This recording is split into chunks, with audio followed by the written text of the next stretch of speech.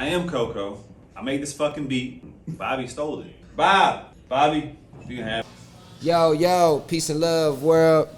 Second month son, aka ReggieSon, aka SDP. Straight from the loot to the world, and right now I'm chopping up with my boy Bobby.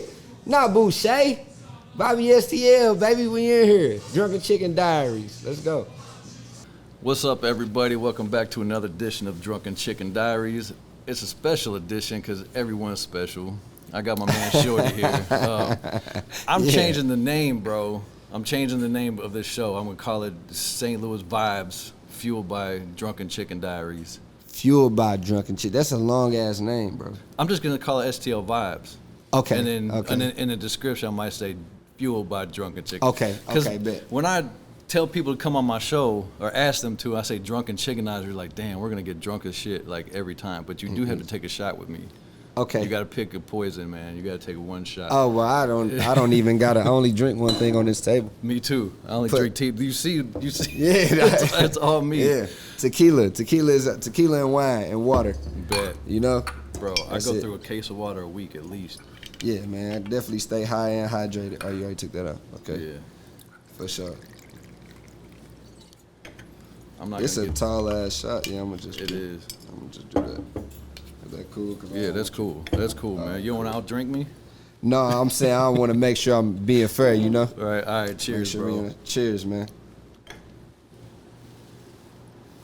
All right. So shout out to my producer, Big Stu Films. Big Stu. Shout out to Coco from Basement Beats for making the music. Yeah. So look, man, I didn't really talk to you much before we started filming for a reason, because I want to catch up with you and talk organically. So first of all, man, if you're from St. Louis, and if you're between the ages of fucking 18 and 40, you should know who this guy is. That's a straight range right there, man. 18 I'm just saying, because you've been around, bro. Yeah. Since you were young, since you were too young, you've been around. Man, 12 years old.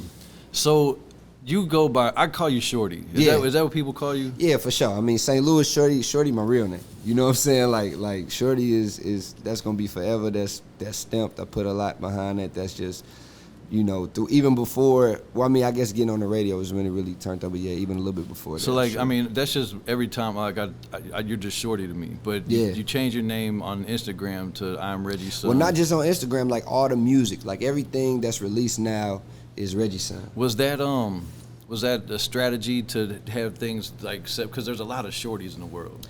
Yeah, no, I mean, honestly, it was just it was a point in my life where I was transitioning into a superior man. Okay. And it was like I was kind of growing out of certain things or just different ways. Now, Shorty is, of course, St. Louis for sure. Like, that's who I am. That's who I'm gonna always be. But then it was like sometimes, that didn't represent who I am now. Basically, you're gonna be Shorty when you're 60 years old. Yeah, like that's what I'm saying. Like it's gonna be Shorty. Like, but I know that it's way more people that don't know me than do. Okay. You get what I'm saying? Yeah. It's a big world. It is. So it's like now the people who are introduced to my music off of these playlists and different little things that it's in, they'll say, "Oh, that's ReggieSon." They don't know nothing about their history, and I got a lot of fans that I've gained from that. Okay. And people that stayed down with me throughout. But it was just one of them things where it's like, man, I don't want to. So it's basically I was feeling different. It's like, man, I don't want to make up a new name. What's something that I already am, right? Exactly. And that I'm going to always be. And so it was like, as I was thinking about it, it was around the time we had like a family reunion. And I got a big-ass family. Like my pop got 10 sisters. Oh, damn. So we was at the family reunion one year, and my auntie, she had like some friends, and she was like introducing me to her friends. And my pop is like big energy in the family, so they're like, "Oh yeah, this ReggieSon." Oh, okay. You know what I'm saying? And so I was like, it hit me right when I was trying to think of I'm like, damn, I like that. But then I start like diving deeper into it, like, okay, deeper than you being at, like, what does that also say? And it's like, it's very popular in our community as black people, as it's very popular for, especially even in the hip hop genre, for people to kind of glorify. I mean, because it's the truth, but you hear it more often than not. Like, F my dad, he wasn't shit, he wasn't there, woo woo. I got a different story. That's in here, and I want to ask you about that. Yeah. So it just kind of all made sense, and it hit you like, man, that's a good brand for yourself. Yeah, for sure, and it will make people ask about it, which will allow me to be able to talk about it. It's a conversation starter. For sure. Yeah, that's what's up. So let's go back, man. Let's bring it back to like how you got started, man. I mean, I don't want to spend the whole time talking about the old days, but because a lot of times we tend to do that. We talk about how cool we used to be. That's dope though, to be able to, to even be here. Yeah. And have all that and still be going and still elevating and gaining new and like, I love it, man. But we still talk about how cool we used to be. Yeah, for sure. No, for sure. But like, at the old days. Yeah, the old days. You and I, we run into each other a bunch of times, and but we never had sat down and actually had a conversation. Right. We're like friends through friends. Like my little brother is Zoe. Right. And you rocked with Zoe really hard back in the day. So yeah, from the jump, Zoe. Yeah, man. He might even be coming through tonight. We'll see if he pops up. So tell me, bro. All right, tell me. You said 12. Like, what the fuck? Like, who does that? Like, tell me how that all started. Man, I mean, just to sum it up, like I was one of them people who like called into the radio station. I was one of them people. So I used to come Because back then there was no Instagram. Yeah, it wasn't no Instagram. Oh man, it wasn't no Instagram. You actually had to listen to the radio. Listen to the radio, That's dope about our generation too, because we remember both. Yeah, you get what I'm saying? Like we are the transition. Like, and there are young folks that have no idea what it's like to actually listen to the radio and call the radio station to record off the radio and all that. It's like we use the troubleshoot for everything now. Right, that's what's crazy. But yeah, man, I used to call in, and one day I called in and got through on Hype Man D Stone's show, and he used to have this game called D Stone Karaoke, and that first day that I got through, I heard myself on the radio, and like that was like. But I was rapping. He would play like beats, whatever. You rap the song. So I did that, killed it. And ever since that day, I'm like, man, I want to hear myself every day on there. So I used to call every day, like constantly, like. That became your thing. Yeah. Someday I'll come home from school, I drop my book bag, I'll call. And one day I called and he was like, yo, we about to do this contest, man. You should. And flat out, like from the jump, I told him, like, man, I don't want to be on the radio. Right. I was like, man, I just want to rap. Like, just put me on. Like, I'm young. I'm like. I'm way more of a, firecracker than I am now. So I'm like, I'm like, man, just put me on, man. I don't want to, So then he asked me again next time I called, and I thought about it, and I ended up just entering the contest, man, which was shaped as a World's Youngest DJ contest. Okay. But you wasn't actually a DJ, you just on the air. And like the very first assignment, like the whole premise of the thing was like you win the contest. You interview B2K and IMX on the radio that morning. You go to the Palace that night and introduce them at the big skating concert that sold out. And you were in middle school. I was in middle school. I was in 7th grade. Is that when GCB started, or did that come a little later? Nah, GCB started with Kenny, Zoe, and Sean. So they went to this high school called Triple C. And Kenny, Ant-Man, and Sean. And so they I think they had threw like a house party. Mm-hmm. And this was back when Crunk was out, so get Crunk Boys, whatever. So then Kenny, my big brother. So it's like that next time the party come around, I'm like, man, throw me on it. We can get a club, like whatever, boom. So like by the second event, I'm on it. So I remember the first flyer, it's like all 4 of our faces on it. Yeah. And then after a while, Zoe and like people like who was close already, they start riding. So like, all right, man, we got to click here, now. So.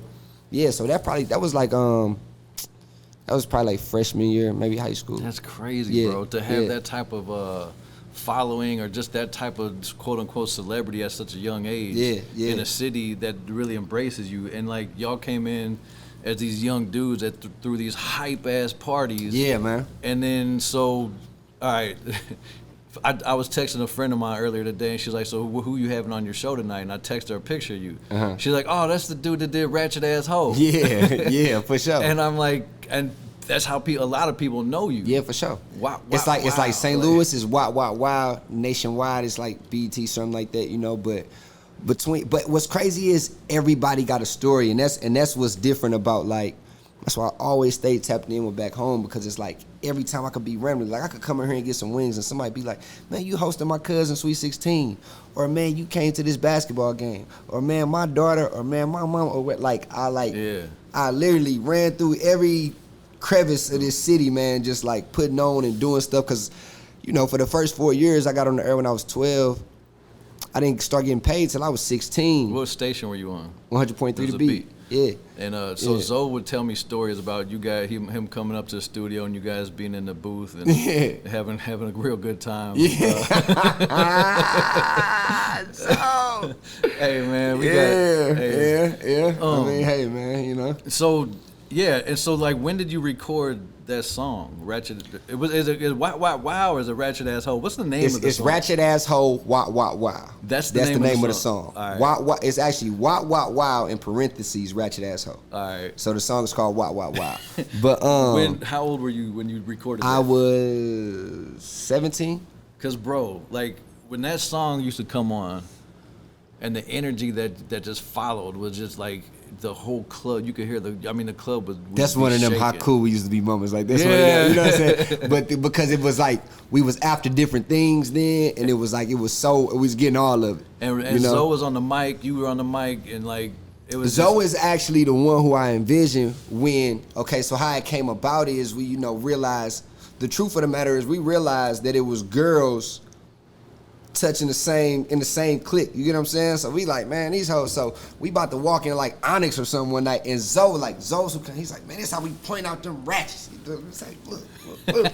It's like how we point them out. So it was one of them like things that needed some verbiage to it. You get what I'm saying? So it had the movement, but it needed some words. The emotion needed a sound to it. Yeah, an expression or something. So we used to do it over I think it was like a Lil Jon instrumental. This is at Club Onyx. Not the strip club. This is Onyx. This is Onyx, club. the ratchet ass club. This is Onyx that used to go Tall down. tees. Yes, for sure. This is like that. And I used to go up on a little balcony with a DJ booth. Man, I would be hosting anyway. So I'm doing this chant, man. That's how you put out the ratchet assholes. And he'd play that beat, throw your hood up, whatever it is. Wow. And it's like, first it just started with us. It's like a small group, 15, 20. Yeah. Come back the next week. It's like 30. Yeah. Come back the next week, it's like 100. Yeah. Then it was like probably like that month out when I came back and I went up to that top and I did it, and the whole club it's just a chant at this point. Yeah. Like, wow. Like we literally have created this chant for the club, you know? And I'm like, man, as soon as I had a moment, I'm like, I gotta make this a record. And truth of the matter is, somebody during that time tried to like run off with the chant and make a record. Oh, word? So when the song start off, haters trying to jock my style, there was like at that person. The shot at them. Okay. Yeah. Just a little history on it. And that song is like one of them songs like Nina Pop and like and bro, like, yeah, so I mean just talking to Zoe over the years, man, it's classic, man. Yeah, and so you gotta think about it, song came out in 2008. Damn. Right? And you can go to a bar or something right now, a club, whatever, and they can play that shit and the shit'll go up. It'll go up. It'll go up. Like, I knew I knew for sure, like I always felt like it was a classic, but I knew when I came back for when Metro and Big Sean dropped that mixtape. Okay. And they did a concert in Detroit for Sean, and they did a concert here for Metro at the pageant. Okay. And Big Sean DJ Mo Beats is my boy. So he's like, yo, pull up down here, whatever. So he's asking me like St. Louis song. And this 2018, it's 10 years later. And this was like right after I went off the grid and I was out the way, you know. So I'm just I was just popping up to fuck with him. And he was like, I told him, yeah, you play Ratchet, they gonna go up, whatever. And he's like, you should come out.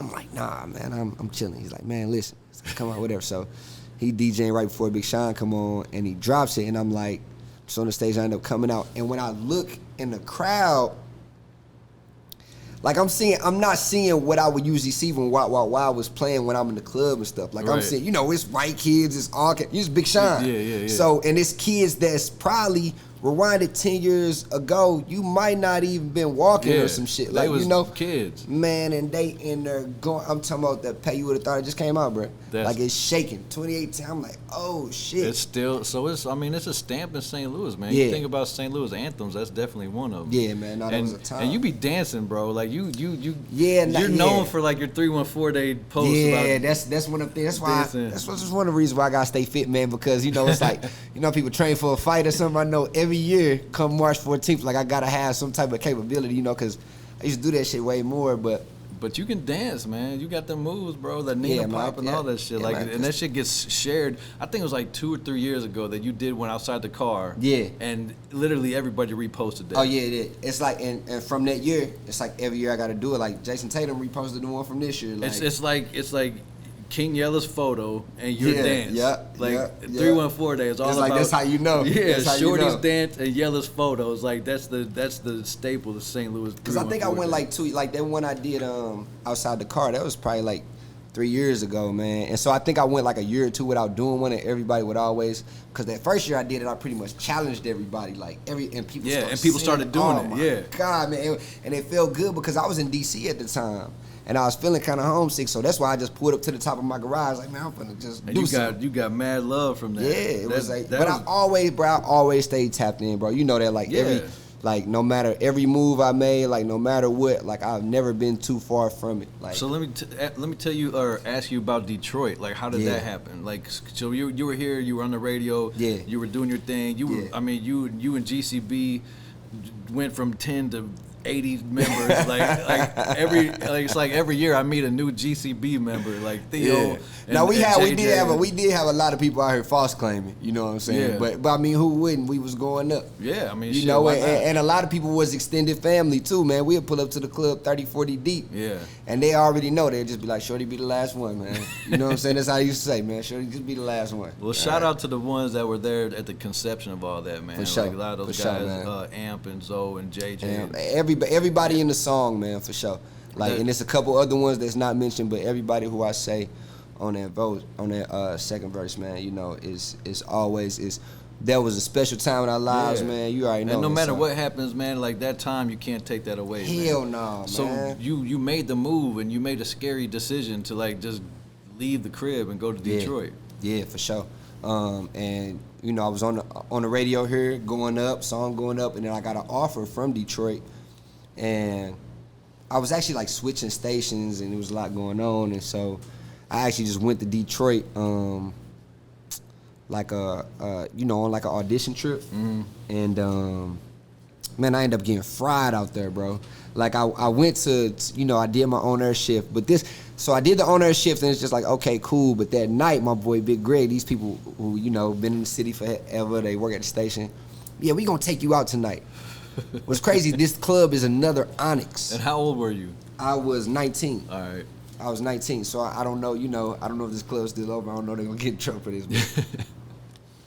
But I went there, and he's like, yo, you know, we're gonna take you out, bro. And they took me out to this spot, and it's like a regular club, but it's still strippers in there, and it's like, and it's in the hood, it's on the west side of Detroit, and shit, I wanna go. Man, I don't know what it's called now, it's probably something different, but I just remember, bro, I got so fried that night that, like, at one point, I just remember waking up at the hotel, like them waking me up, like, yo, Shorty, we here, right? And mind you, I go to Detroit, I don't know nobody, right. I'm just out here auditioning, and I done ended up out with some people like that, and they made sure I got back, and they woke me up and everything, and I said, I got up to the hotel room, I'm like, I'm gonna come fuck with it. I fuck with you know, city, man. Yeah, because it's just real, it's like Detroit, man, it's a place, it's similar to St. Louis in some ways, and like, it is what it is, you know, like they either fuck with you or they don't. Yeah. You know, you can't, you know, they don't really give a fuck about all that, you know, whatever it is, like you gotta stand on what you own. It can be dangerous if it gotta go that way, you know, but the love is strong too. Okay. So it's very similar to St. Louis. Yeah. Yeah. So like, and how long, I remember when you were in Detroit, like Zoe, used to talk to Zoe and stuff, and he would call you, and he was living in my house. You'd be on speaker, and he was telling you about the D and all that stuff, and you were just like, come fuck with me, because a lot of people during that time were like, oh man, Shorty don't fuck with us, and you were like, no, I said come fuck with me, and you just didn't. Like, I never stopped fucking with nobody. Yeah, like out. y'all could have came up here anytime and hung out with me. Yeah, and that was your mentality back then. I heard you say it. This was 10 years ago. I mean, it always been that, and everybody, you know, what's crazy is like the same people back then who was hopping on that road and coming to fuck with me and whatever. The same people who did it every city, and the same people who, when I go out of town now, they with me, or when I'm going out, like these same people. You can see these pictures, like Kilo, you already know Kilo, bro. I mean, I don't want to get the name and name, but y'all know Kilo, Theo, my brothers, Theo, all them my brothers. A homie, bro. Yeah, man, you know, like G, all the G's, you know what I'm saying? Pee Wee, Cherry, like everybody, like. You know, Zoe slid up a couple times. Free Rick, Big Boy. You know, man, Chopper. Like, you know, people just hit the road, bro. Come see about me. And the thing is, dog, when we see people from St. Louis, man, when we go somewhere else, it's like a magnet or something. Oh man, we're always like, repping the same hat. We always on it, and it's like the energy, dog. That's why they would love coming where I was at, man, because it was like easy, you know. It was love. It was love. It was love, bro. Like everywhere we go, like I feel like everybody. That's why I tell them, you got an offer or you got something you want to see about it, man. Go see about that. Right. That's what's up, man. So go see about that. You made a stamp in Detroit, and then we're talking about the backstory. Then you went to 106 in Park. Yeah. And there's a whole story behind that about how you like went for like an audition, or like it was just like a one-time thing and then they kept you, something like that? Yeah, well, it stemmed from when I was in Detroit. I got an email saying BT, and I had to put this video together, and I sent it in, and then I did I think we did, remember they used to do that notarized countdown when they would at the end of the year, going into the new year, that countdown to 100 videos. Yeah. I did one of them segments, me and P, shout out to P. And I got a picture of all of us at Tropicana from years ago. Yeah, Pajian and you, and like it was the whole. Oh yeah, camp for sure. There. I remember that night. Yeah, man, for sure. She had like some spikes on her shoes. I'll never forget that. Yeah, she's been on her fly shit. Yeah, but yeah, man, and then the very next thing they had me do after the countdown was the red carpet at the Grammys. Okay, that's crazy, bro. Man. That's crazy. Man, I'm from the South Side. You're from the South Side. We're from the South Side of St. Louis. I grew up on 39th and Russell, and you're from like over the State Streets. State Streets, man. And like the shit that you, okay, bro, you're on the red carpet of the Grammys. Man, you're this kid from the South Side of St. Louis. Man, that was one of them. Like in certain moments that I'd take it in, but that was one. And then what made it even sweeter is Nelly hit the carpet that year. Okay, and y'all are both out of town and from the crib. You hear me? And he come up, and it was a moment. I still got the picture where he's like kind of, you know, like acting like he fixing my tux and like, yeah, we here. That's dope. You know, it was just a moment because he's like, okay, like as soon as he saw me, he's just cheesing, you know. Yeah. And it was just. It's always good to see somebody from the crib winning, man. And it's great, man. Because you know that's not the average. That's not the popular story. You know, so anybody that do it, I don't care what you do. When you get up out of here and you land on your feet and you get you some wings, man. Yeah. Keep fucking going. So you did the red carpet, and then you ended up like hosting 106 in Park with Paige. Yeah, did a whole process, man. You know, ...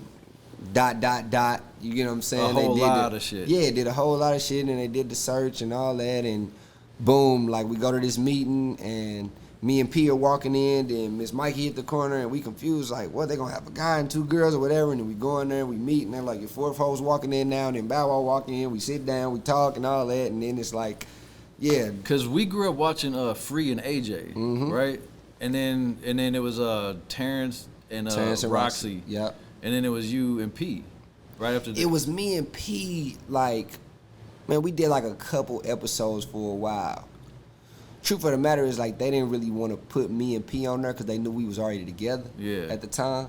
So they didn't want it to be a couple. Yeah, they didn't want. I guess it was potential, and you know, business wise, I get it. I guess it was potential, like, you know, if it's just me and her and we get into it or something, you know, but they didn't know us enough. Yeah, they didn't know us enough to know we was playing like that. So yeah, they didn't know that. So like, we can keep our private life professional. Separate. Like we not. That's the thing. Like, people will see it and figure it out, but dog, we was already at that point. We had probably been together for like a year and a half, going on 2 or something. We was solid. You get what I'm saying? So it was like, you know. It was cool, man. That was a good time. Like I remember after, I don't know if it was after the Tropicana bowling thing, but we ended up at the Loft and we were all just lit as fuck. I got a picture of that too. Yeah, I'm gonna post that, Stu. My producer's over here working, like, at the 24-minute mark, drop that picture of us at the Loft and Tropicana Lanes. I'm gonna post that shit down here. Yeah. Cause that was a good ass time. Man, them Loft nights. The Loft, bro. Woo, man, the Loft. I miss those days, man. People weren't getting shot. You know what I'm saying? Nah, man, it was good. It was like you hear the shots to clear the lot. Basically, yeah, it's like, all right, somebody's shooting in the air. It's like, all right, it's time to go home. You hear me? But it wasn't. It wasn't as bad as it is now, and it's crazy. And I want to get into like the transition and the city and how it's changed over the past few years. But so I do want to ask you though, dog, because I've never asked you this question. Like, I ask a lot of people that have been around, like a lot of famous people. I know famous people, but you were in the BET studios, like. Name a couple like moments that like just stood out to you, like people that you met that you were just like, oh shit, like I'm. Well, one of the best story. I got a story that like come to mind like anytime somebody asks me about up there and this Snoop Dogg, we hotboxed the bathroom at BET. Word. Man, listen, I'm in the bathroom smoking with Snoop. It's me, Snoop, and Mikey Manager, my man. Damn, I can't even remember his name, but it's us three, dog. And it was like, and what's crazy is that was like the second time I smoked with Snoop, but that was like in it. He literally like, bro, we in there kick, laugh. Same way you smoke with your homeboys. Yeah. So I'm in there smoking with Snoop, and it's like we in this BT office and we hotboxing, and they know Snoop here. So there was two people that came. Like when Wiz and Snoop came, they wouldn't be like well, they knew. They know what's about to go down. Yeah, even when Wiz came, like. We do the interview, whatever, he chopped it out. I think we had already been, that's not where we met. Like, we met somewhere else. We was already kind of tight, you know, and he was like, I remember after I got done, we got the show. He got done, he come over to me, he was like, you done? I'm like, yeah. It's like, let's go get high. And we like go upstairs, and I smoke with him, but he smokes like, we smoking like in the dressing room with him. Fuck it. It's like him and a couple people, but I think Snoop was kind of mine, because we literally, like, this some shit I do, you know, sneaking, like, yeah. We hotboxing the bathroom, that shit was crazy, but like Wiz, and I got done smoking with Wiz, and he reaching his... And just pulled out a big fucking knot of weed. Here, you know, take this with you, you know. But it was a couple more, I mean, it's... Like, give me like 4 or 5 names of people that just stand out to you from on the show. Denzel came through. That was a big moment. I didn't do that interview, but just hollering at him. I interviewed Arnold Schwarzenegger. Word? Yeah. Damn. Yeah. Mike Tyson. Damn, man. Mike Tyson came through. That was dope. Man, a lot of people that we grew up listening to. Oh, I mean, I did the interview with Jamie Foxx and Kerry Washington. Were you ever nervous to interview these people? Nah, man, I don't think it was nerves. I think it was... excitement? It was more like every time I did it, it's like I'm putting on. Like, that's how I felt about that situation, bro. Like, when I was on, and you know, even looking back, there's certain things I could play better. But I just, in my mind, I wanted to... Because what we signed on for, you know, it was supposed to be a way longer run, you get what I'm saying? So that same way when I moved out of town, like I was just embracing things and just taking it in, like, man. I remember first getting up there, because I used to watch 106 in Park. Yeah, come on. Yeah. I ain't gonna let you keep taking shots by yourself. Watching 106 in Park, man, and of course with AJ and Free, and I just remember telling myself, like, I'm gonna get on that couch. Yeah. Like, that's what I used to tell myself all the time. So then when we had our first little search that we filmed, and we had like, they all sat us on the couch. And they But you wanted to get on the couch as an artist. Boom, right? But it's crazy how God worked, man. You ended up on the couch. I ended up on the couch. Now, how did I say it? I never said I want to be on that couch as a rapper. I was saying it. I just want to be on that couch. couch. Well, cheers to being on the couch, bro. Being on the couch, man. Couch. Made it on the couch. Hey, that's how this restaurant. How this restaurant was born. On my couch, Zoe was sitting at my kitchen table on the laptop. Yeah. On Facebook, talking to some girls. You know how he does. And I'm on my couch and I'm like, bro, I want to open up a chicken restaurant. He's like, do that shit. I'm like, I'm gonna do it just like the other chicken restaurants and make different sauces and put it on chicken And like literally, he's at my table. He supports everything I do. So he's like, man, it's a fucking dope ass idea. Like from the couch. And me and him always say that we're like from the couch, because it literally came from my couch in my little ass apartment. So it started as that idea on the couch. And so like that. So was you already like cooking and shit? Yeah, like I had a culinary background. Like I grew up in restaurants and working as a chef in different restaurants my whole life, like working as a cook, dishwasher. I'm on my way up to the top of the restaurant chain. Yeah. And then I went to culinary school. I dropped out of high school because I just didn't fuck with high school at all. I didn't like it. It wasn't my thing. I was just wanted to fuck around with girls and sell weed, not make any money, just sell enough to smoke. Yeah. And like, so I'm like, but then when I got good in working in restaurants, I got good at it. I'm like, damn, I could turn this into a career. Yeah. So then I started working at like nicer restaurants and learning how to actually like make sauces and make shit and like turn into a chef. I'm like, fuck it, I want to go to culinary school. And this is before Instagram, Facebook made it cool to be a chef. Right. I just really liked doing it. So like I grew up in that shit and I just kept doing it. And like I went to prison like right around the time like in 2008 when that song came out. I was locked up in the whole year of 2008. Damn. So when I came home, I remember I was at the halfway house because I went to prison for selling drugs. Okay. It's not a secret. Everybody knows I was a drug dealer. But I'm reformed. I'm a businessman. A business owner. Yeah, I'm a business owner. Now. Like I'm doing my thing. I just seen him make the wings. Oh, come on now, document it. Yeah, man. Like my life is dope. Like, you know what I mean? Like I've been through a lot of shit, and I don't think I'd be where I was if it wasn't for all that. But I remember I came home. It was in 2009, and I was staying at the halfway house on Co-Brilliant and Kings Highway, right by Wold. And I remember driving down Martin Luther King, and it was at nighttime, and I see this club that's just like popping. Oh, the venue. And I didn't know at the time because I was literally like, you just got back outside. I was 3 weeks out of prison, and I'm still like nervous and timid and shit. I mean, just because I've been in the joint for you know what I mean. So like I'm driving down, and I see this place is cracking, and me, the dude in me, I'm like, man, it's all bitches out here. Yeah, for sure, because they was out here. Yeah, I'm just like, damn, these girls are bad, and there's a line, and then Zoe, I talked to him like later on the day, and I told him about the thing. He was like, bro, that's the venue. We turned that bitch up. Straight up. So then literally like a few weeks later, I go to the venue with him for the first time. He gets on the mic. You might have been there. I don't know, but dog, the whole fucking. Oh, we used to have our way. The whole thing was like there was that runway in the middle of the club, and he was swagging and surfing. The whole club was just moving side to side. I'm like, damn! Like I came home, like my brother was working while I was gone. But I mean, even before that, when he was 16 years old, y'all was. Y'all was popping. Zoa always had, he always had, you hear me? He used to pull up on me before I could drive. Yeah, he used to drive you. Yeah, he used to come pull up on me in the red. The Corsica. Was the Corsica?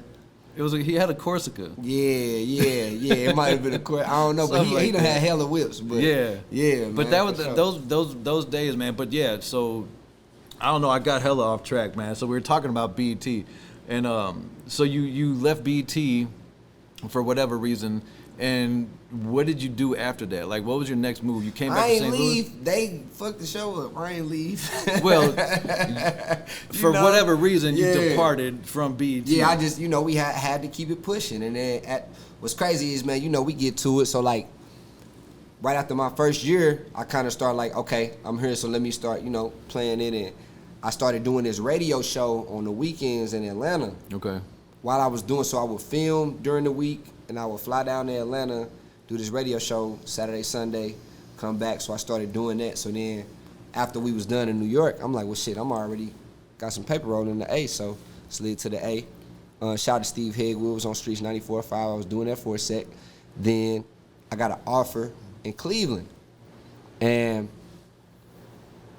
for more reasons than one, I was just looking for, I don't know, I was just ready to make another move. You know? I wasn't even in Atlanta long at all, maybe like 3 months. Okay. And I was just like, man, I gotta, And went to Cleveland and turned that shit up immediately, and I was there for like 3 months. And then I remember the day I'm getting my furniture moved in, they called me like, yeah, what you think about DC? I'm like, damn, I just got settled. I'm literally watching them bring my sofa in, like, I mean, I've been there before, and they was like, oh, we were just thinking about it, and then they called me the next day, was like, yeah. They started doing a negotiation, and then I ended up out in D.C. and doing radio out there, and I was still doing Cleveland. That's the thing, man, like, you know, you gotta make it happen. You gotta get to it. You're a like, hustler, man. Yeah, man, you gotta get to it. So like when I moved to DC, I was still doing my Cleveland radio show though. So I was doing 3 to 7 in Cleveland. I was doing 7 to midnight in DC. Then they gave me St. Louis for a little second at that time. Yeah, That's when I was coming back. So I remember you were doing it like remotely, like you weren't even here. So I was doing 3 to 7 Cleveland, 7 to midnight DC and St. Louis.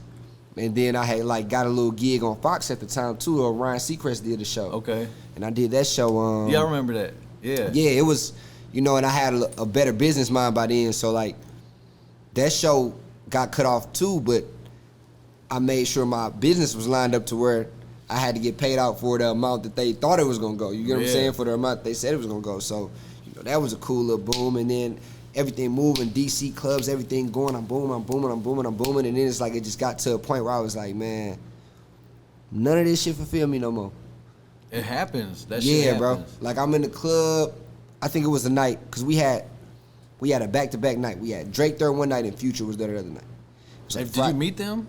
Yeah. Well, you know, Future used to, you know, oh, Future. Yeah. But Drake for sure. That's dope. I actually got, matter of fact, when I did the Grammys, Drake, and it's like I don't know if he just recognized me from 106 at the time, but you know I don't want to gas it. But it's like he's walking through. He's on the red carpet, he's walking through, and he comes in late. So everybody's Drake. He's like, when you do these red carpets, you know, they got the little lanyard. And so all these meet, you got your, you know, your ABC, CBS, MTV, everybody kind of standing next to each other just waiting. So he's walking through, everybody, Drake, whatever. And I just like, yo, what up? And he just like came over to me, and he just dapped me up, you good? Yeah, whatever. He didn't do the interview, he's just like, you good? Yeah, all right, boom. But you know what I think that is, man? I think that like us watching hip hop and growing up in hip hop, BET and 106 in Park was like that. I don't care how broke you was or how rich you was, how on you were. Nas from Jay-Z, everybody at the top. We were all watching the same show. Oh, for sure. It was like that's the only place you had to go for. We were all watching the same shit. So if you see that familiar face, like I said, Drake, Jay-Z, like no matter how on you are, you watch the show. Period. And then it's like during that journey, bro, I was signed to Track Boys.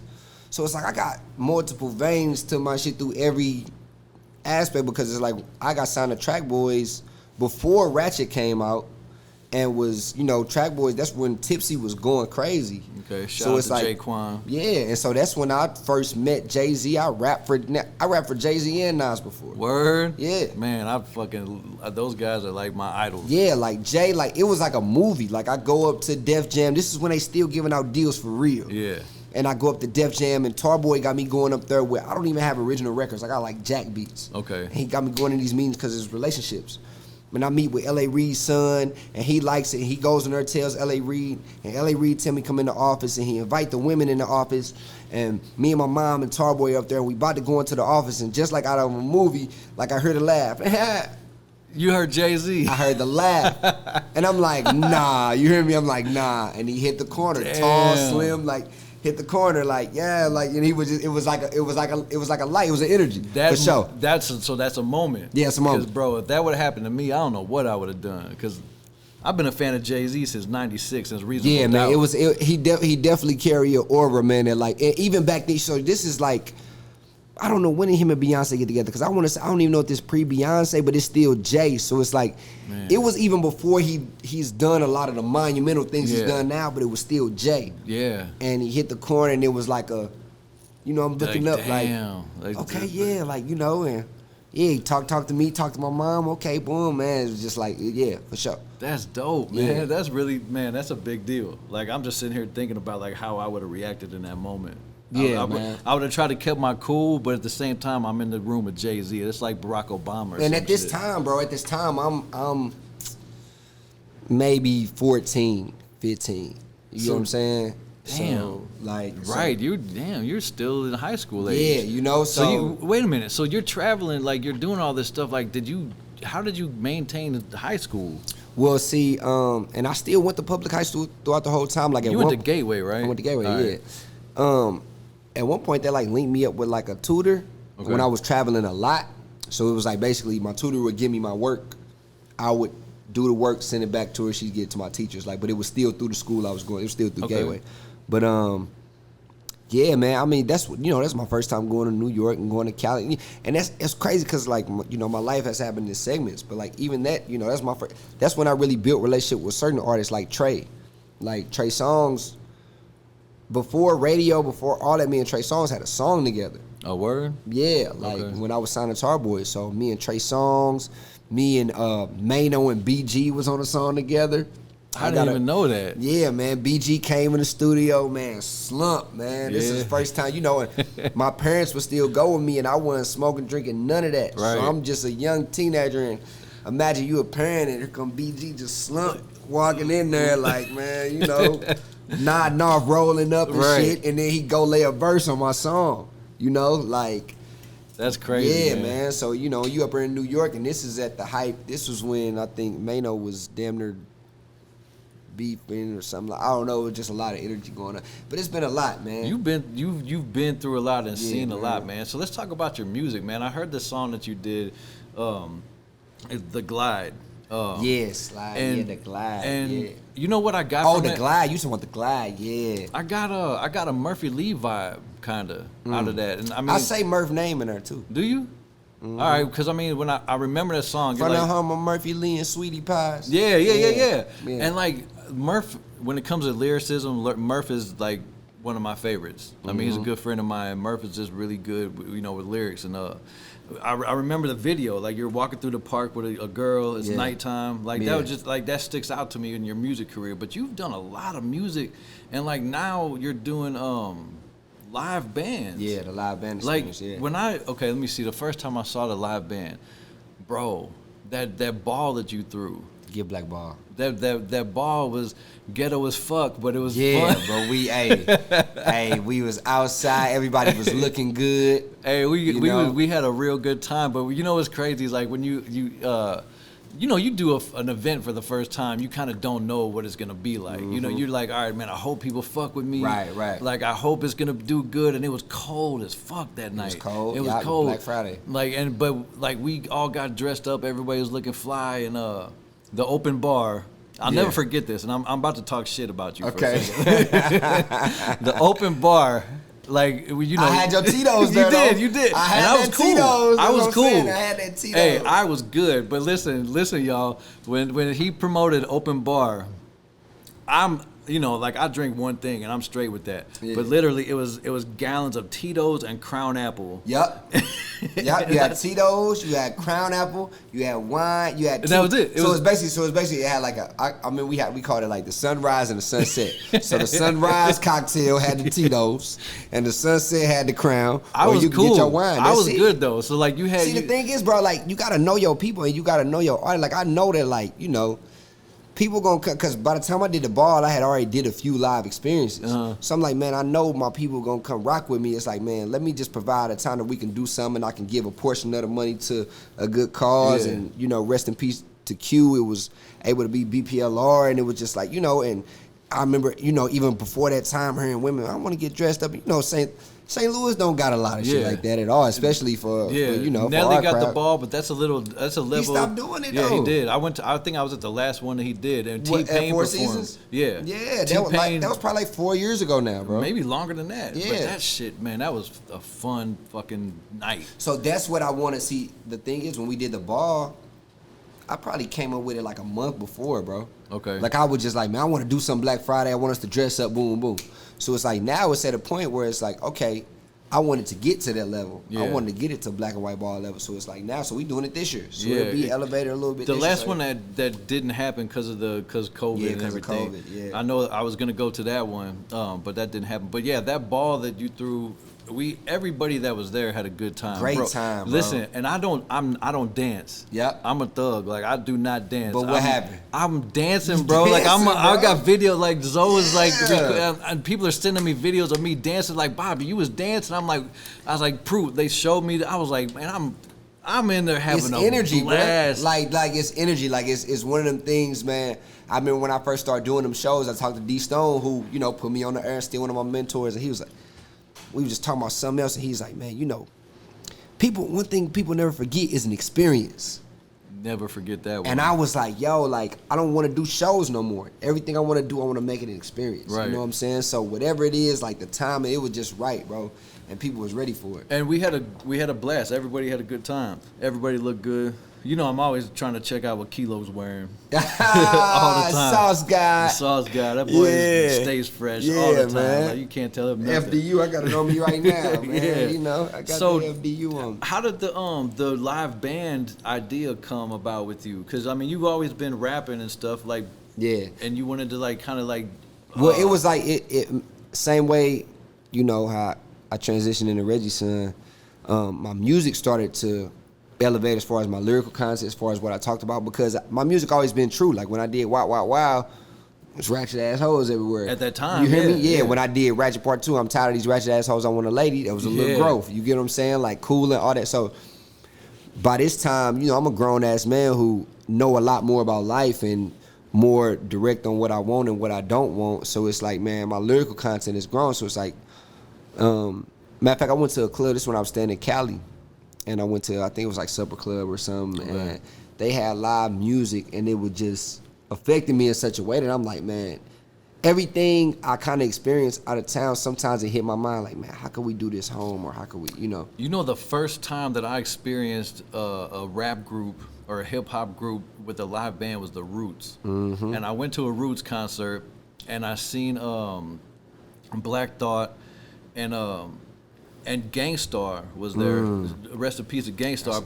But the Roots band with Questlove on the drums, like hip hop with a live band is like a whole different energy, bro. It's different. And it's just like it's a mature type of vibe, and I think that's what you like. That's where I was at. Into. Yeah, that's where I'm at, and that's where it feels good. It feels good. It's hard. It's hard to deny that. Yeah, like it's hard to deny. Like that live music does something to your soul. Who can say they don't like a live band? Yeah, it ain't. You ain't from Earth. If you flat out. Like, you know. So, but it's like you gotta have the stuff to match it, because I've seen live bands and people try to do it with the wrong kind of music or whatever, and it's like.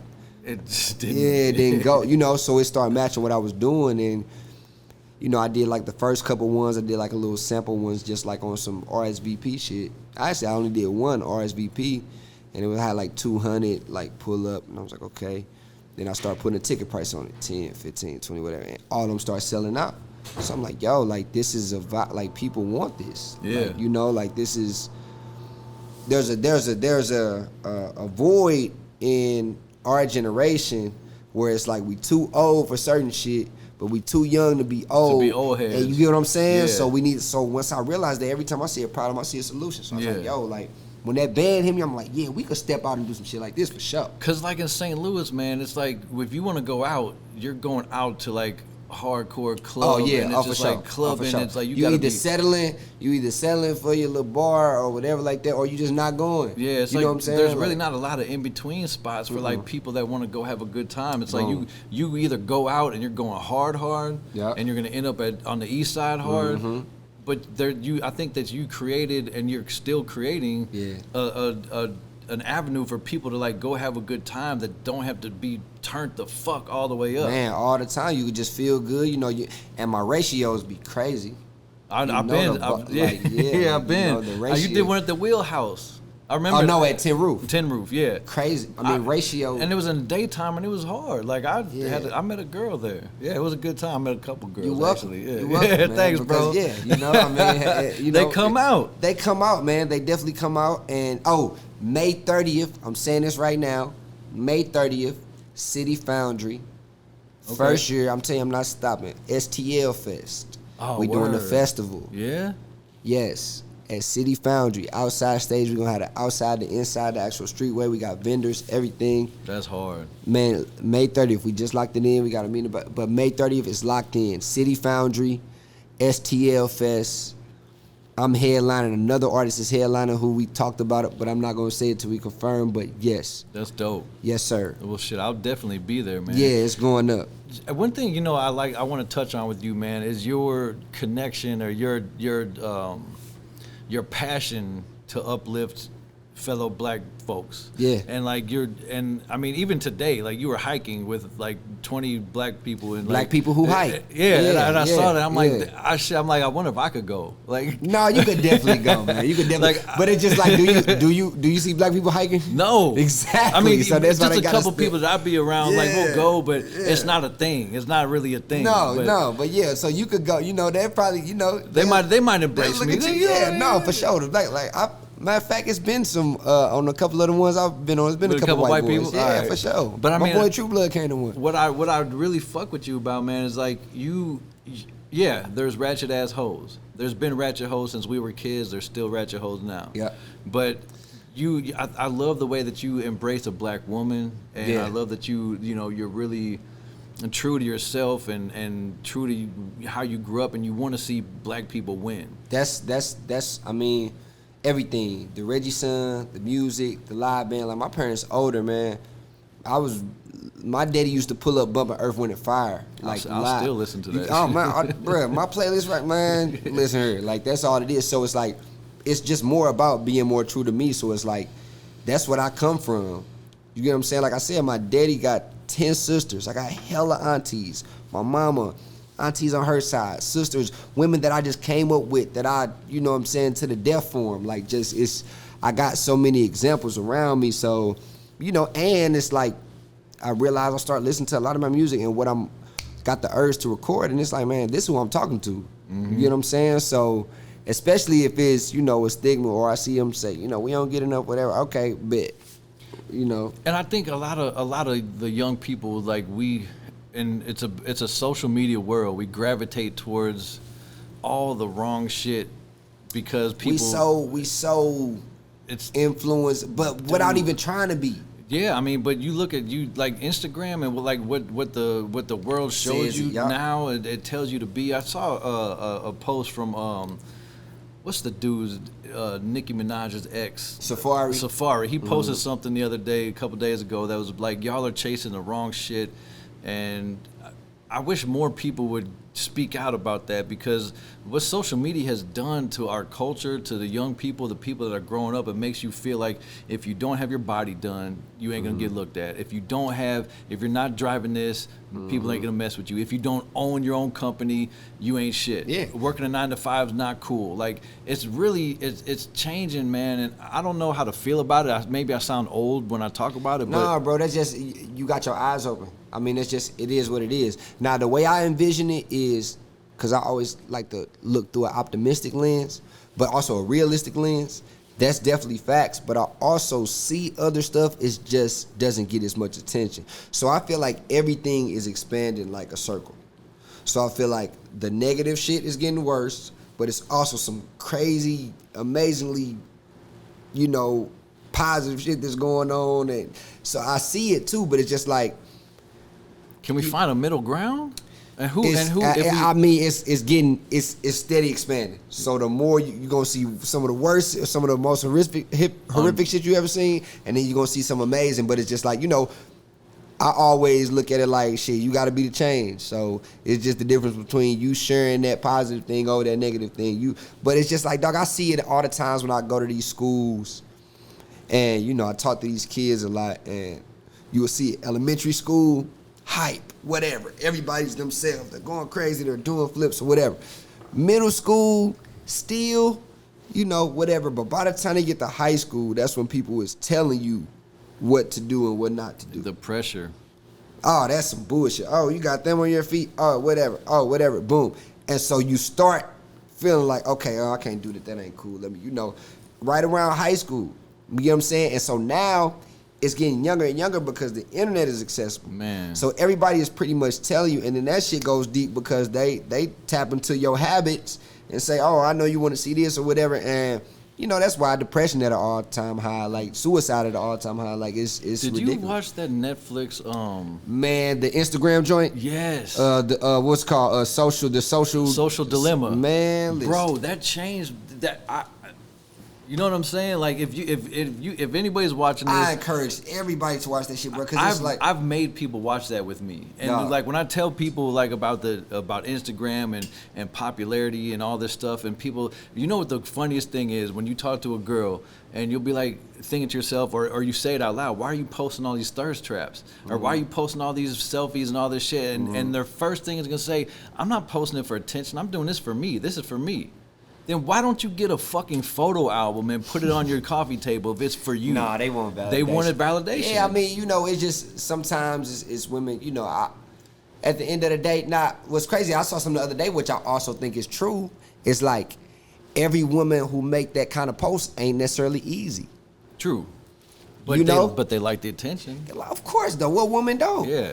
But well, now there are certain ones who are, but at still time, every woman wants somebody to, even if they roll their eyes or ignore it, every woman wants somebody in their messages. Yeah, they want some reassurance that what they're doing is working. Yeah, yeah, for sure. Yeah, but I mean, so like women, stop telling us that you're not doing it for attention, because you are. Period. Like anytime this man takes his shirt off and posts a picture of it, he wants y'all to see his body. You know what I mean? I mean, hell yeah, I've been working. Y'all see me in the gym. You work hard for it. Yeah, you see me in the gym. I like to show results in all forms. You know what I'm saying?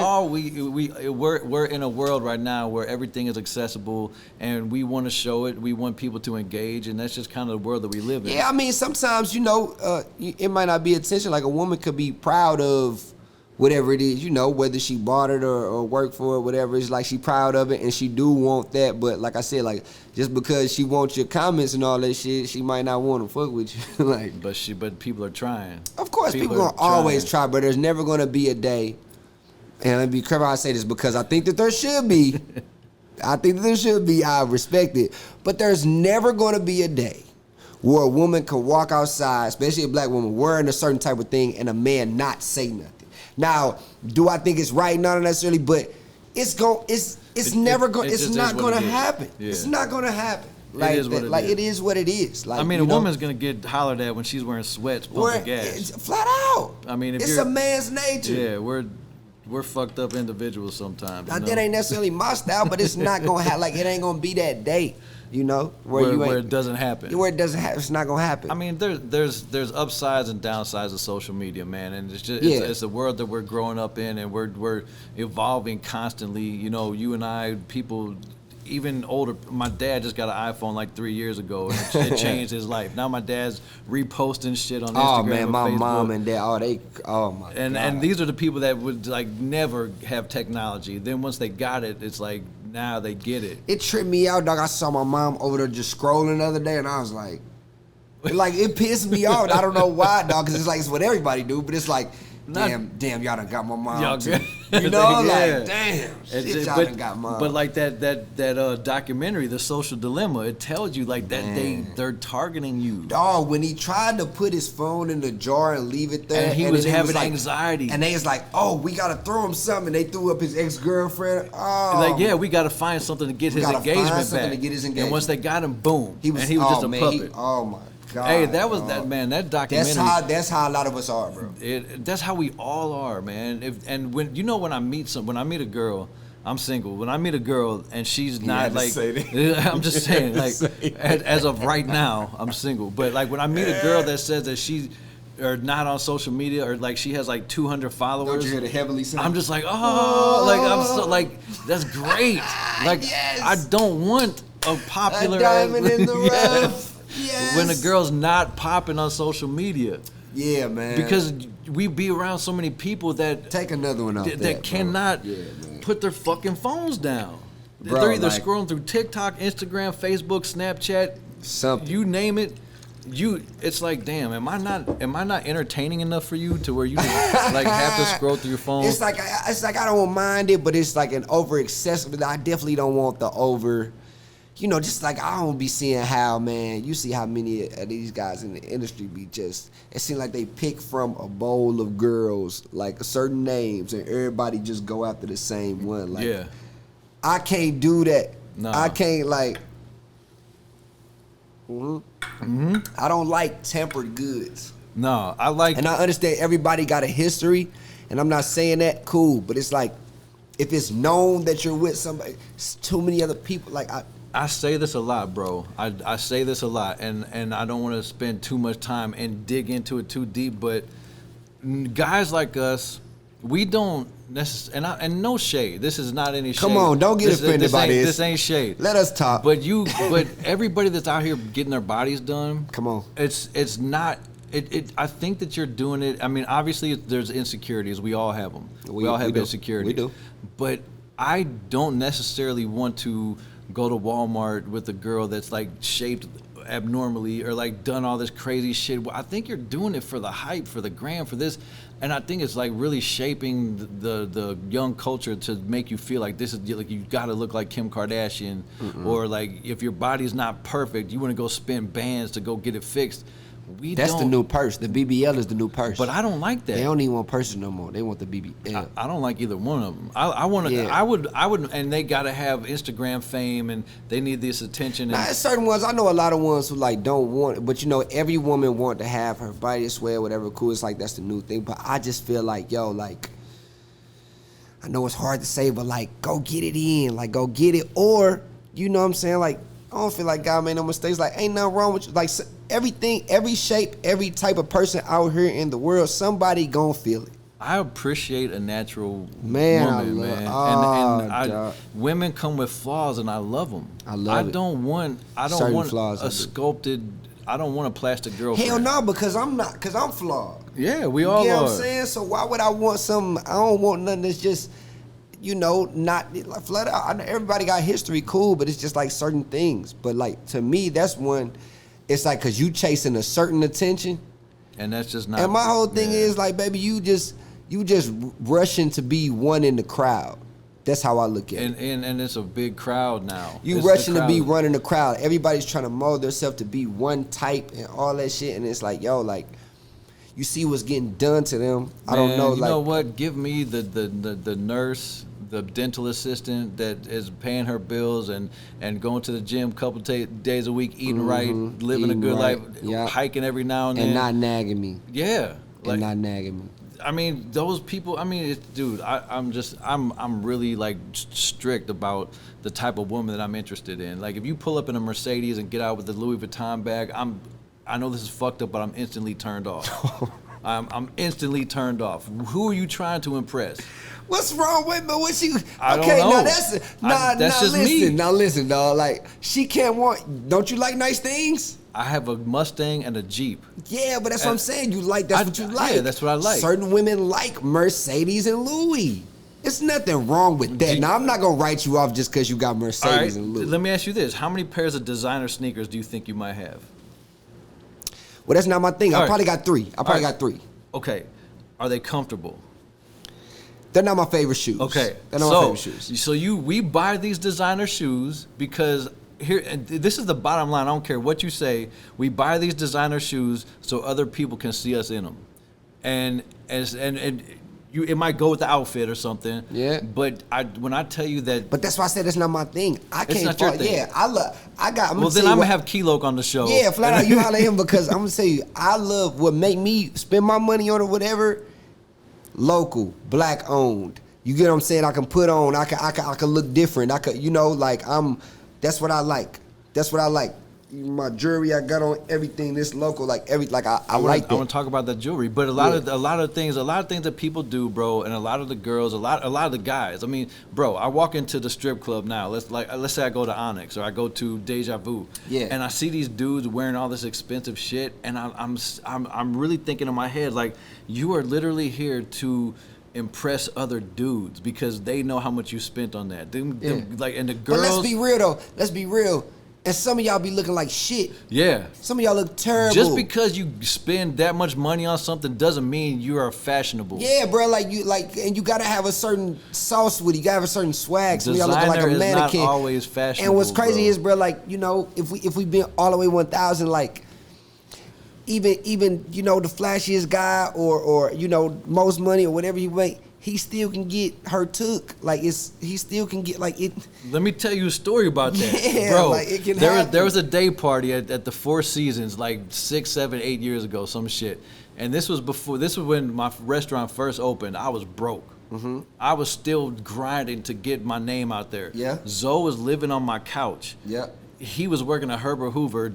Like, constantly, like, bro, we didn't have shit. We were eating at Wendy's at the $1 menu. Man, that Wendy's. And we went to Kohl's. We bought our clothes from Kohl's. If we didn't steal it, like we bought our clothes from Kohl's. Like we didn't have shit. Yeah. But when I tell you, we went to the Four Seasons, and we had attention. Like we were pulling. We were getting what we needed to do, and we got attention. And these dudes over here with all this designer shit. Even people who really got it, bro, like everybody's you get what I'm saying? Like that's not going. At the end of the day, that's surface level shit. It is, man. It's surface level shit, and I'm not knocking nobody for who want it, who get. That's great, cool. Hey, you work hard for your money, do what you gonna do with it. I don't knock it, cool. But it's surface level shit because what it means is nothing. And I will tell you that a lot of people that I have come across or that I see that I just pay attention to on social media or whatnot, a lot of these people that have all this excessive shit are empty.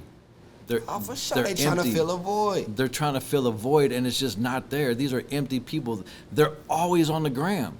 They live on the gram. They got all this expensive shit. They show it to the gram, but like, dog, you know what I tripped up for the other day? That's why I said I'm like, it's a lot of rich people who are angry. It's a lot of rich, angry people. Yeah. Y'all know what the fuck going on? Yeah. Look. If you got all that, why are you so mad? What's wrong? Right. Want this to go? Like, what's happening? Why are you so pissed off for? Everybody, you didn't know what's up with me. I'm like, whoa. Right.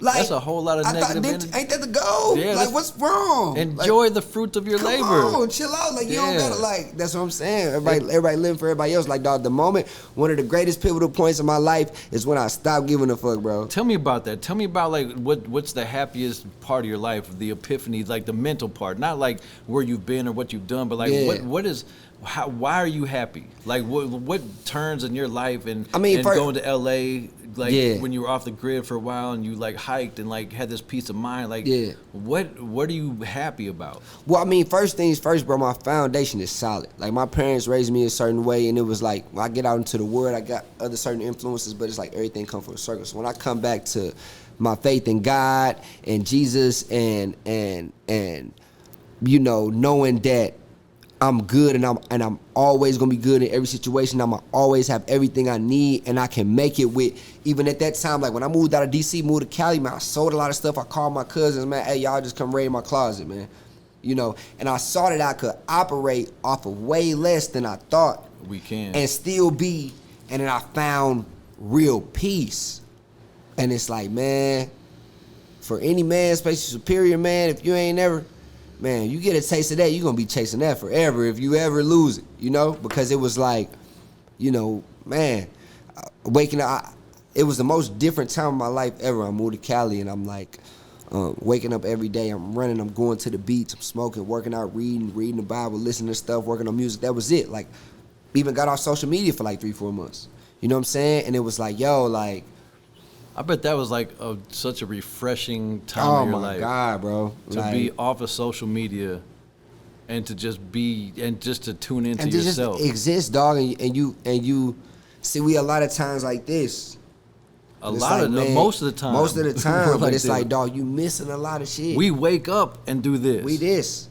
So that was one of the things I first started like getting out of the habit of, like, you know, when I would wake up, I would go right to IG. Me too. Immediately. I still do. Immediately, right? So then, like, just to see who hit me up. So that's why I had to delete it. You know, delete it off my phone, whatever, because it's like, all right, let me put the Bible in place of that. Let me put, you know, something just to go right to, and it's like, man, what I was able to feel myself, because I feel like everything comes full circle, even the work of your journey of life. So I feel like, okay, all of us do things and we pour out into everybody. And then eventually, if you keep doing that, you're going to get drained. Right. So at some point, bro, you got to fulfill. And that was my moment to pour, because I had been doing so much running, put on. But let me, whatever. Every city I went to, I'm putting somebody else in place. I'm doing things, you know, just, this ain't nothing. That was one of the first times in my life I got to sit back like, man, look at all the shit you did. And look how you still going. And it's like, man, You know, so taking it in, so it's like I start pointing to myself, and then when you get to that deepest point, you realize, okay, now I gotta pour back in. So that's what it was, man. Just like tapping deep into myself and knowing that, like, you know, being true to myself. A lot of the things that, you know, do you really like this, or you just own this because people say that's what you should be on? Right. You know, like, come on, like, start asking yourself these questions and really return back to how I was talking about, not mentally, but the spirit of that elementary school kid who didn't give a fuck because that's just what you wanted to do. Right.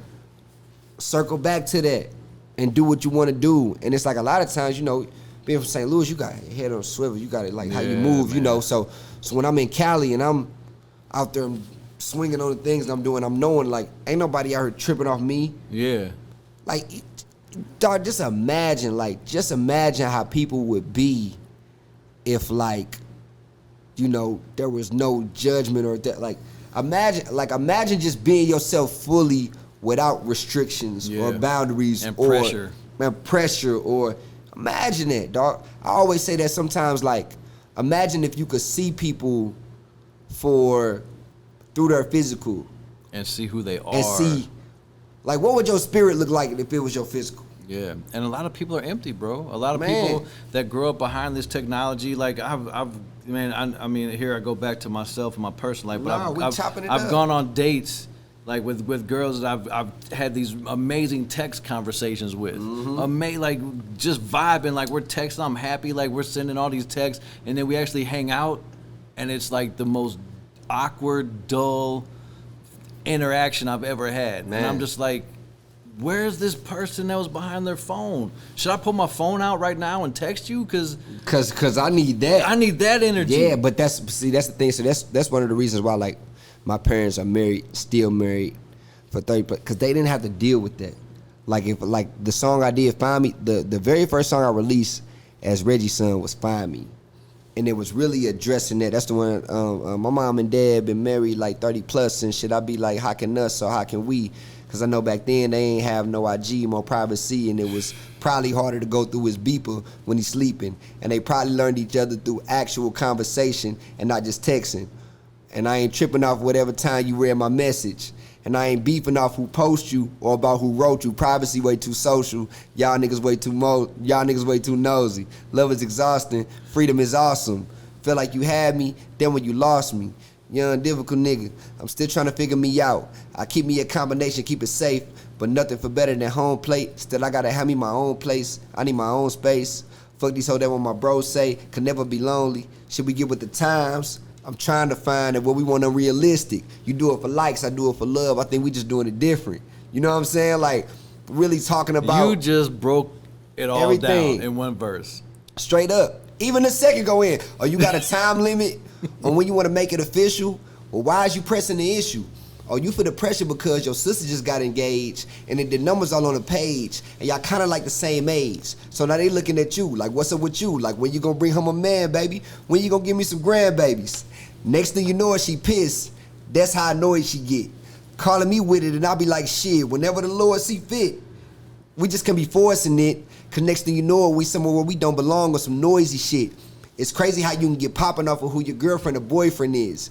It's kind of unfortunate because people out here really getting married just to get divorced and shit so they can pull up in a Porsche and record a nigga when he slip and use a video for extortion, asking titties be my weakness. Super pretty on the surface, ain't too much that's really deep in. You do what you want when you single, so how could I not play the field? But I'm not trying to be the nigga on your baby reveal right now. I'm just keeping it real. like, you know, like it's a whole... Like, you just touched on everything, bro. That's that's dating. Yes, that's dating now. It's hard. It's bro. hard. It's this so and how I started the video, like how I did that whole project. Why haven't I seen that? That's the first song I released as ReggieSon. I gotta get on. So that. you probably seen the viral interviews on Facebook because what I did was. I mean, I'll tap into things that you do, but I haven't seen that. That was like the very first thing. So what I did was I went and interviewed. So I interviewed my parents. I interviewed 4 black couples who have been married over 30 years. You hear me? And I asked them questions. This is how I start before the song come in. I asked my auntie and uncle, been married 50-some years. You ever catch Unc in anybody DMs? What's that? What's a DM? You know, hey, so how much texting y'all do when y'all start talking? Texting? Right. Why no texting? What you talking about? It was, so, I mean, how many times did people, it was us. One-on-one. I got to learn this person, whatever. That's how we made it to this point. Like, all this shit is new to us, you know, so it's so difficult for us to do that. It is, because we got so many other, and you got to think of the pressures that's on people to put on this thing. Like, who you writing might not be who they portray on their Instagram. Yep. You know, so it was just showing the difference of, okay, I don't know if there's really nothing we could do about it because this is the world we live in now, but just keep this in mind that the people who are making it, the real goals are people who don't feed into this shit at all. You get what I'm saying? At all. Basically, we're fucked. Basically, in a nutshell. Yes, because we steady headed in the wrong direction.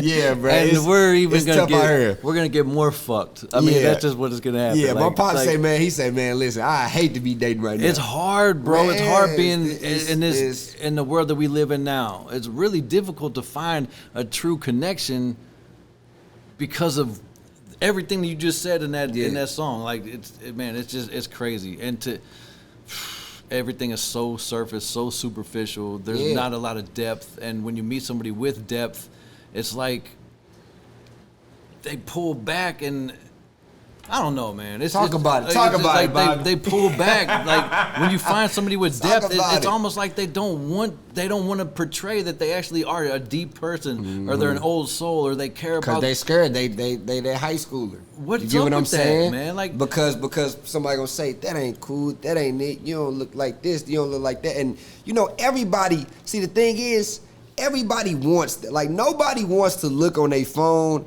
and not see no likes. True. You get what I'm saying? Yeah, of course. So everybody wants people. Anytime you post something up, you can say I don't care about that, but everybody wants some type of. You know what I'm saying? I ain't gonna lie. If I upload a freestyle or upload something, I don't got no likes on it, I'm gonna be like, hold the fuck up. Yeah. You know? So everybody wants something. So it's just like, you know, you look at it. So you do your little 10, but you see, right here who got her shit scope. She got 100,000. Yeah. I'm like, well, shit. Yeah, what am I doing wrong? Like, boom. I need to get on but that. The thing is, see, and that's where it starts, bro. And it's just like, you gotta be full with self before you throw yourself out there.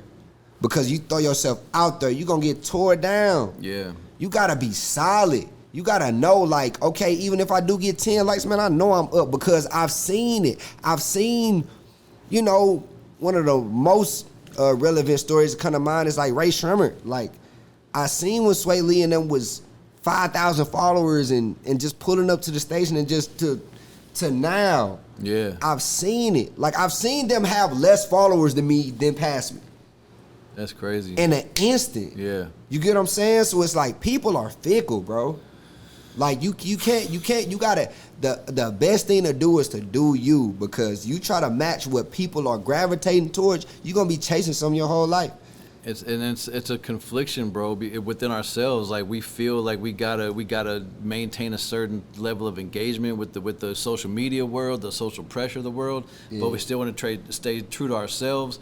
It's hard, man. It's really fucking hard, it's difficult, bro. It's not easy, bro. But that's why you got to do things like disconnect and meditate. And if you pray, whatever you do to connect with your most conscious self and connect with God, you got to do it. It's required, because every day, that's how I look at it. Like, if we keeping score, every day you throwing something toxic into your mind. Yeah. Without a doubt. Yeah. Every single day. Every day so you got to balance it out and throw some of that good in there, whatever that is for you. Maybe it's putting it down, maybe it's talking to a family member, maybe whatever it is, you gotta balance that out, because this shit right here is gonna drive you crazy. I think all the time, I think a lot, man. I think I see people all the time that are chasing ownership of this and trucking company that and home health care that and that lash good money that. though. Y'all get that trucking money. I mean, the trucking, it's a lot. There's a lot of money, but I mean, people are so.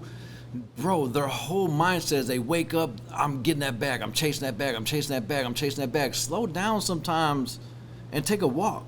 Boom. Slow down sometimes. And bro, I swear to God, man, like today, when I saw you laying down on those rocks with that water flowing by you, man, you had this serenity that just surrounded you, and you're just like, you couldn't tell I ain't got 50 million sitting up. You get what I'm saying? And at that point, it didn't matter what you had. It don't matter, because the thing is like you like, man, to set the premise, you went on a hike today, and you were out, and there were streams and stuff, and you were and my boy was laying on some rocks. Man, listen, and the water was just flying by you, and you just had this look on your face like there's nothing else I'd rather be doing at this moment. Peace. Like I realized, see, the thing is, I don't knock anybody for what they place in that 1, 2, 3 priority, because everybody's different. Some people, money do get them fulfillment. You don't think that would fulfill them? Some people don't. That's why it's black people who hike, because you don't see a lot of that, because it's you need like to get more black people hiking. Exactly. Shout out to Dev. Shout out to black people who hike. But it's like, it's because that might be like literally something niggas say is, oh bro, you on some white people shit. And that's fucked up. You get what I'm saying? It is. Like that's something somebody would literally say off seeing me do that. Oh man, you on some weird, are you outside? You on some weird shit. But the thing is, like, I find since I got a taste of that, I realized that has felt better than any check, any amount of money, any piece of pussy, like that right there. I'm like, oh wow, like that's this, 100%. like this. But at the same time, you gotta put the work in to get to that place. Yeah. You get what I'm saying? You gotta even go places to know that it exists. Because if you don't know it exists, you just know your four corners and like. Because where we're from, we don't see trails and woods and streams and shit like that. Yeah, but it's about like figuring out stuff. But see, that's one of the pros of social media. Cause somebody gonna see that. People already writing me, bro. What they said. I'm about to ask you when we get. Bro, you from the south? That's down 55 South. That's Hawk Street Park. I gotta go. St. Genevieve. It's 50 minutes on the highway down south 55. Man. You get what I'm saying? And hop off and boom, and it's like that's one of the pros. You start seeing that and you actually go see about it. You actually go do it and you take it and you like, damn, like, and you start, cause that's what I start. Even when I went skydiving, all these things, it's like I got to the point where I'm like, man. Let me see y'all. Each time I get, made aware of something new, I want to find out something else. It's like you round this corner, you're like, well, shit, what's over there? How about the time when you and I both did the same thing, and I saw when you did it, when you jumped off that cliff at Rick's Cafe in Jamaica. Rick's Cafe and the grill. Woo! How did that feel? How did it feel for you? Oh, it was like I'm scared to death, but then when I did it, I'm just like, it was the best. Did you jump out the bigger one or the same one you did? The same one, yeah. Because I ain't gonna lie, when it did the bigger one, it didn't go as smooth. That's for the Jamaicans from the grill. Yeah, but I was feeling so good, bro. That was like a bucket list moment for me when I jumped off of that cliff at Rick's Cafe. Like, dog, it was because of course it's the same thing with the sky, the same thing with everything. It's like you got that little bit of fear and you like, ooh, shit, But what I tell myself now when I do things is like, even when I'm about to do things that I probably shouldn't, or I know that ain't gonna make me feel good, I always think about that post feeling. Yeah. How was that gonna How make I'm gonna feel after I get down to this water? I'm gonna feel like, yeah, I did that shit. Yeah. You hear me? How I'm gonna feel after I probably, probably ain't gonna feel that. So, so I knew, I start picturing myself in the result phase. Okay. Well, I'm gonna be, I'm gonna feel good. Yeah, boom. That's how I do it. Working out, that's how I do it with the cliff, with the sky, everything, like things like that, man. I'm like, all I gotta do is get to that point. Yeah. Any goal, just like when you was on that couch. Yeah. You saw it. Yeah. I'm gonna have my own spot, bro.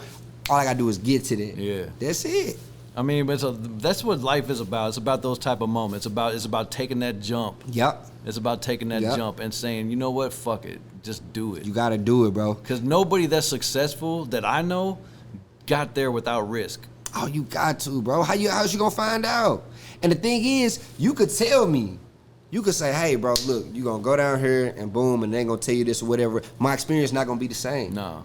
So I'm gonna only know if I go, like, I can go and do everything you write down for me and have a totally different experience. Yeah, and it's all about the risk that you take and the jumps that you take and all that shit, man. Like that, like Rick's Cafe, when I saw you jump off there, I'm like, man, that I was there. I was you. Yeah, like you were me, I was you. Yep. Like everybody that's done that, if you ever go to Jamaica, go to Negril and jump off of that cliff. Yeah, like bro. go to Rick's Cafe, is cracking like it's all a day, bar, it's a cliff, it's all weird. They had the live music out there too. It's like it's a bar, it's a club, it's just everything in one. It's a gift shop, it's everything, bro. Like man, I can't wait to go back. Like that's just how how lit that was, man. Jamaica, one of my spots, man. Jamaica's a vibe, bro. Like, I've been to a lot of places, man. Like, Cancun's got nothing on Jamaica, dude. Like, Jamaica is the... Yeah, it's my favorite place. I want to go to Turks. And I think next on my list is probably Turks and like Aruba. I've been last place I went was Brazil. That was dope too. I never been to Brazil. Yeah, Brazil was nice. I think you know what I mean. The culture of like Jamaica and just like to see. It's just the whole. It's just a vibe. It's a vibe, bro. It's a vibe, man. And it's like and that's one of them beautiful places to where you can even driving to your resort or wherever you're driving to. It's not a rich place. No, not at all. But it's something about when that beauty and that water is accessible around you, it's a certain amount of joy that they exude to where it's like, and I understand why a lot of people walk around the city be angry and upset. Look what the fuck you looking at every day. But you got to get out. You know what I'm saying? So it's like, imagine if we had access to that visually every day. Just like even when you go to Cali and stuff like that, or you go AZ or Vegas and you see deserts and these beautiful mountains. People are nicer. You just feel like it's the atmosphere is just different. It's like, I mean, when I first moved to Cali, and it was my first time going, but the first time I paid attention to it, I'm going to 7-Eleven, so it's the same thing as I would go here. So I go into 7-Eleven St. Louis and say, what's up, man, how you doing, man? Same shit, different day, man, whatever. Man, I go to Cali, I'm at the register, didn't respect this. I'm like, yeah, man, how you doing? Hey, man, living a dream every day. You don't see that here. It's the dude working at 7-Eleven telling me this. You don't see that here. Bro, threw me, I'm like, okay, like, yeah, because it's like what you looking at. It's a different mentality. It's a different mentality. Totally different. So that's why you got to go see about it.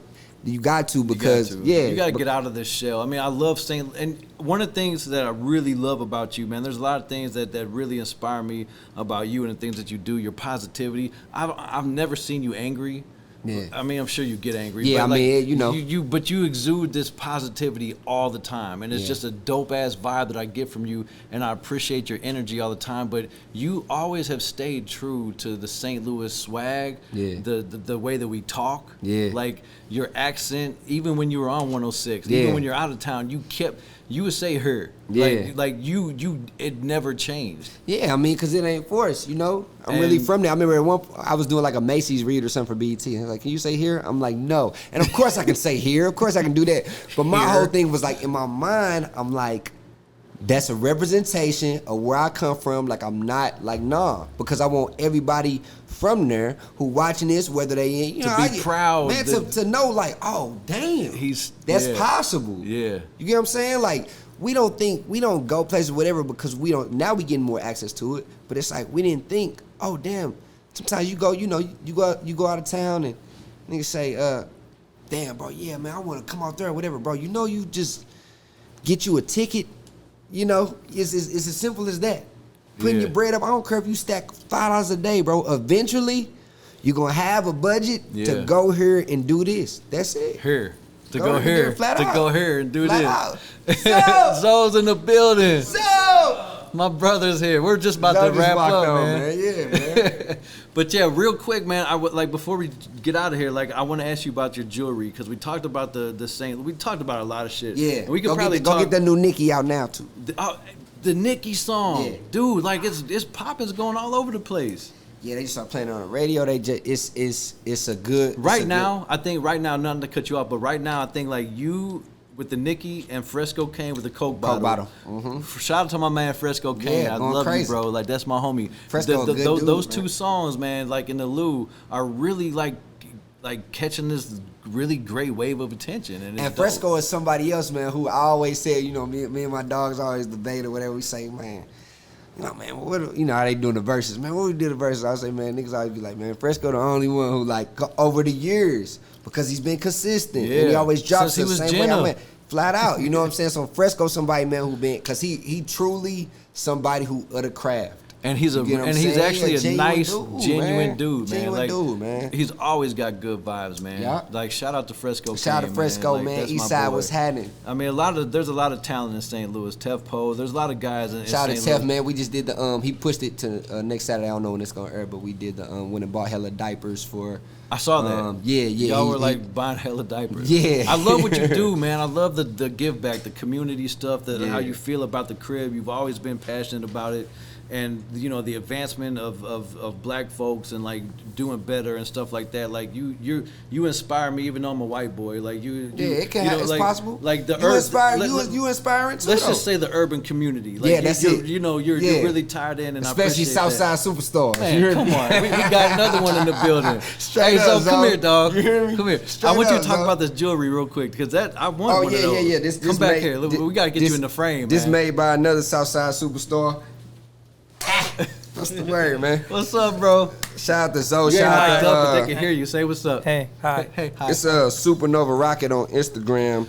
So, you know, I be into my stones and stuff too. I very much have my faith in God and everything, but I just want good energy in all forms. So who does that? I'm gonna put their name right here. Yeah, at Supernova Rocket on Instagram. 128. Yep, at Supernova Rocket. He's actually the brother of Nike Turbo. Word? Yeah. Okay. Yeah, this Nike Turbo brother. So I like that. Is that copper? This is copper right here. This is green Prehnite up top. This is a stone that represents love. This is like to be open to it and exude it. Get a lot deeper than that, whatever. This is pyrite right here, which is to block all that negative energy out. And this is yellow quartz. And yellow quartz is more for mental, for moving forward, learning from past experiences, absorbing and keeping it going. Is that heavy? It's a nice little weight. You feel it? Yeah. Yeah. Yeah, you definitely can't go to sleep with that on. Yeah, hell no. It's a nice little weight. I mean, I had it on at the hike, and then I got my little pyrite ring too. He did me. So, I mean, you know, I always I like. Sometimes I get jewelry just like regular little chain. I like to have something around my neck, so I wanted to get this. That's a statement, bro. Yeah, for sure. And I noticed since I got it, man, I had it less than a week, but everywhere I go, it's a conversation starter. Hell yeah. Yeah, I've been staring at it the whole time. Yeah, man. So that's good, you know. So yeah. And it's and it ain't gonna break your pockets to get one. You For real, you don't have to go get iced out by Johnny Dane. Cause you know Bobby don't like when y'all be doing all that, man. I don't like all that. I don't man. like all the extra shit. Like give me a regular girl with 300 followers. I love you. Please. You know what I'm saying? That's Me and my looking brother, we for talk us, about this all the time, That's man. what he's saying, man. We're not looking for the popular girls, man. But see, you can't find her in them places, man. You gotta go to different places. Every now and then you'll find she'll bring the friend out that don't come out. Yeah, and then that's the friend that I like. My brother found one. Man, you know? All right, hey man, thanks for coming on my show, dog. It's been fun. Man, appreciate you, man. We're gonna do it again. Yeah. So tell me, May 30th. May 30th, we got STL Fest at the City Foundry. Shout out to the founders. Shout out to E, Mike, Kilo G, myself, man. We own it. Also, shout out to Bianca for hooking it up. And J-Mo Presents, Drew, who does the outside shows already. So that's May 30th. Y'all mark your calendars. It's going to be live all day and night show. Go stream Nicki everywhere right now, man. Apple Music, Tidal, Spotify, YouTube, all that. Sliders out right now, everything, man. Just whatever you listen to music on. If you fuck with SDP, if you fuck with Shorty from St. Louis, just go search ReggieSon, REGGIE space SON. Go search ReggieSon, whatever you listen to music on, and just go through there, man. It's all heat. That's what's up, man. Yeah. This was a very St. Louis episode, man. For sure, man. I look up to you in a lot of ways, bro. Like you were in the room with Jay-Z. Like I'm that was it. I'm finna go. I'm up, man. Thanks for watching, y'all. This is we're out of here, man. We had a good time. Peace out. Second motherfucker, son. You know it.